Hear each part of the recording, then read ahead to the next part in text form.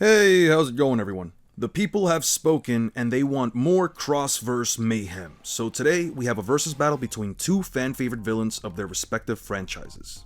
Katakuri, the billion-berry bounty man, and Pain, God. These two characters have been described as perfect or unbeatable. They stand as these massive walls that their respective protagonists must overcome. This fight will be broken up into two rounds. The first will be Katakuri versus the Six Paths of Pain. The second will be Katakuri versus Pain himself, Nagato. There won't be any verse equalization since this will be a normal versus battle. Now, before we begin, I want to go over each character's win conditions. Pain can use the human path to rip out a target's soul. He can also use Chibaku Tensei to seal his opponents and has access to the Chakra Absorption Dragon via the Geto Mazo. Katakuri, on the other hand, takes a more humble Unga Bunga approach. He either beats down his opponents until they're incapacitated or no longer alive. He also uses his special spear mole to impale his opponents. Since both of these characters don't have any kind of immortality or durability hacks, an obvious win condition for both is to simply unalive or knock out the other. I'm not going to be going over each of these characters' abilities since I feel like these two are known well enough, but they will be on the screen just in case some people need a refresher. Now, with all of that out of the way, let's begin. First thing we need to go over is speed. Pain is easily able to keep up with Kakashi, but his reaction time and combat speed seem to be fairly relative, if not faster, considering he can keep up with Sage Mode Naruto. Kakashi as a teenager was capable of cutting a lightning bolt in half while heavily depleted on chakra and struggled to form a Chidori, yet he was capable of running up a large tree and tagging the lightning bolt.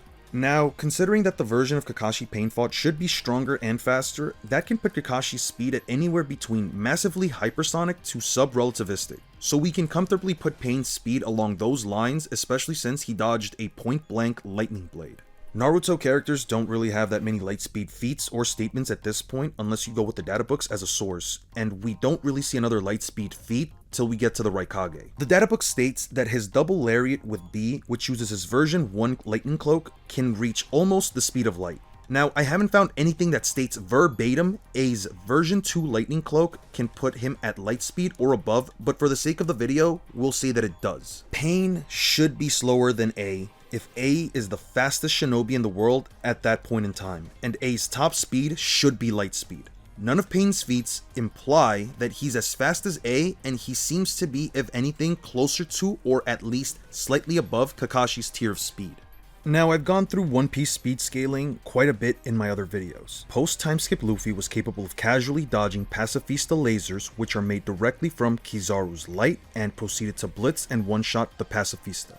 He barely makes an effort to move. It's stated that these are rays of light and that Vegapunk was capable of reproducing Kizaru's abilities with the Pacifistas. There isn't anything that directly implies these beams aren't made out of light, function any differently than Kizaru's beams, or travel slower than light, so Luffy should be at least the speed of light right out of the time skip. He also calls these beams slow. By the time Luffy fights Katakuri in the Mirror World, 4 arcs later, their encounter isn't even remotely close, thanks to Katakuri's ability to see into the future through his mastery of advanced observation haki.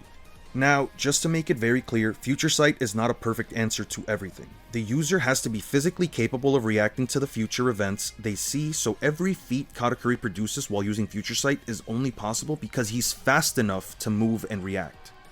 Right from the start of their fight, Luffy attacks Katakuri with a Hawk Gatling. It is safe to assume that Luffy gets at least twice as fast while using second gear as a low ball. Hawk Gatling is a barrage of armament haki reinforced punches, and Katakuri can easily keep up with a barrage of punches that are moving at least twice as fast as light and can cancel them out.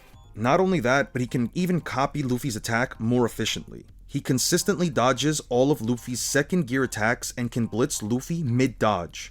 When Luffy switches to third gear, Katakuri completely overpowers his elephant gun with an even larger punch. Right out of the time skip, Luffy's elephant gun, while submerged underwater and weakened by the ocean, could one-shot a giant kraken later named Sarume that's about 300 meters tall. Luffy also says that the ocean is draining his energy while struggling. Katakuri blatantly says he has Luffy beat in both strength and speed. I'm gonna be honest when I say that the 6 Paths of Pain get absolutely blitzed and one-shot without a single chance. Katakuri doesn't underestimate his opponents. If they are weaker than him, he doesn't boast about it, he makes it clear that they are inferior, but will also acknowledge when his opponents may be a serious threat. There is no way one can scale the 6 paths of pain to be at a speed tier even remotely close to Katakuri, and they aren't invincible when it comes to taking damage. The Predapath, besides being completely useless in this encounter since its abilities can't absorb Mochi, also got one-shot by Naruto's frog Kumite to the point that the Naraka Path had to repair him. The Asura Path has gotten one-shot twice by Naruto's Sage Art Rasengan and the Father-Son Partial Expansion Jutsu. The Human Path may be able to rip out his soul if it's able to touch Katakuri, but I can't even begin to imagine a scenario where the Paints can hold down Katakuri, who's faster, can see into the future, so catching him off guard isn't likely, and he can reshape his entire body to dodge attacks or escape capture. All of their feats dodging their opponent's attacks thanks to their shared vision won't really help them out because none of their opponents have light speed feats. The highest you can scale Sage Mode Naruto or Jiraiya is sub-relativistic, and even then, they have to look at what their opponent is doing. Having more numbers on Katakuri doesn't really make much of a difference because Katakuri can just make more arms or legs to fight them individually. Now, I'm not sure how the summoning animals would interact with Conqueror's Haki.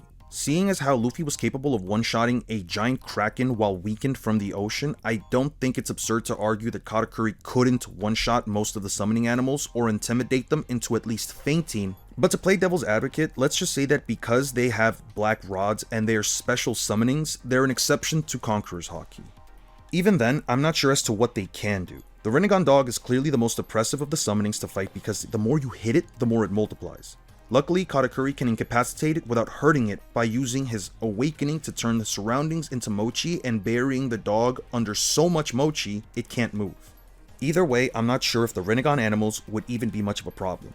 The summoning jutsu seems to be a consistent starting move for both Pain and Nagato. No matter how the 6 paths choose to go about this, Katakuri will always know what they'll do first. If he gets a vision that the animal path can summon giant beasts at the start of the fight, I don't see why Katakuri wouldn't just target her first and take her out, especially if he believes the summons will be troublesome. It's not like the other paths should be capable of reacting anyway, and it shouldn't take too much for her to go down. As I mentioned earlier, Katakuri doesn't underestimate his opponents, and he's an efficient fighter. He takes out a threat before it becomes a problem, wasting no time in completing his tasks. Early into his fight against Luffy, he even tries to go for Luffy's head, and Luffy even says that he's aiming for where he'll dodge.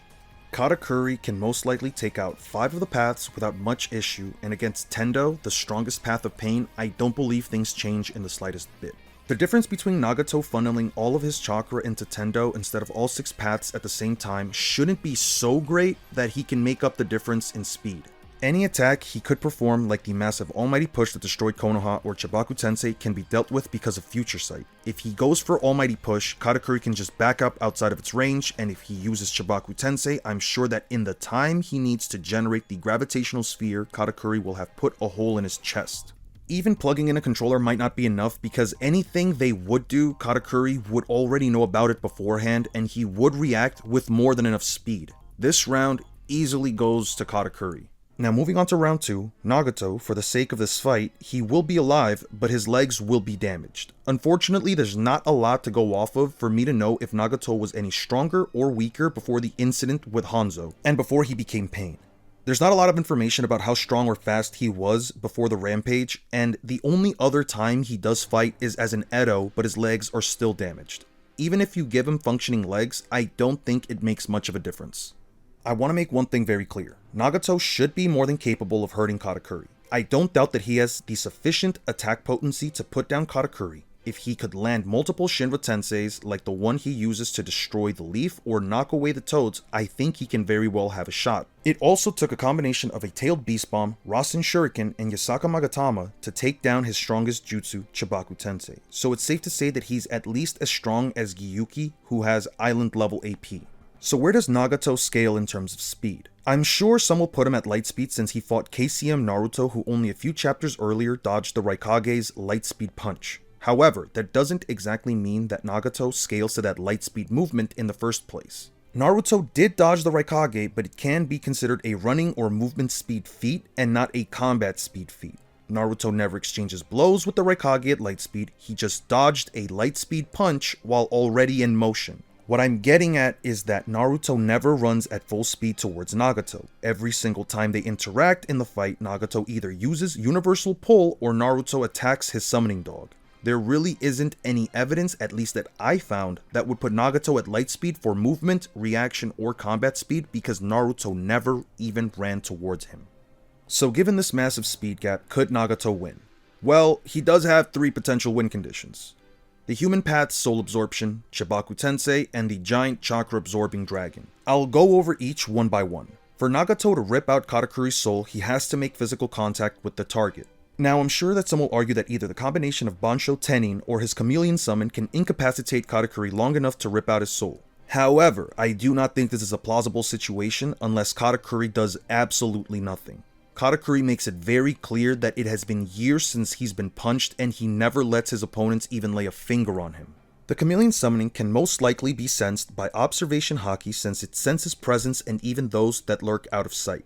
Bansho Tenin also does not prevent the person from moving their limbs during the gravitational attraction. Kakashi could pull out a chained weight and wrap it around a pillar to resist the pull of the technique for as long as he could. Now, Katakuri can transform any part of his body into mochi and shape it at will. Even if there's nothing for him to grab onto to stop himself from getting pulled, he can just punch or stab Nagato from a distance as he's getting pulled. It's not like he would get caught off guard because of his future sight, and he should be more than fast enough to hit Nagato before his soul gets grabbed. Even then, there's nothing that's stopping him from just reshaping his body around Nagato's hands.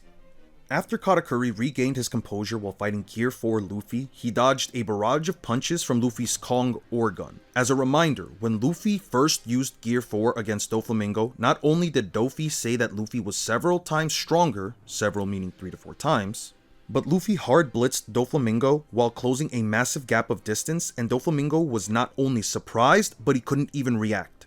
Gear 4 should be at least twice as fast as second gear, so I can safely say that at bare minimum, Gear 4 should be 3 to 4 times faster than light, and that's if you assume that Luffy hasn't gotten any stronger or faster in the last 3 arcs. Katakuri was capable of keeping up with, dodging, and even damaging Gear 4 Luffy to the point he could draw out blood with his power mochi. Now, for Chibaku Tensei, I can't say for certain if Katakuri would figure out that he needs to destroy the gravitational orb to cancel out the jutsu. But what he can do is use his awakening. Katakuri's awakening allows him to turn his surroundings into mochi and manipulate them as he wishes. The exact range isn't important because whatever amount of terrain and stone gets pulled into Chibaku Tensei that's within his vicinity, if he gets caught, can and will be turned into mochi, so he can likely force his way out.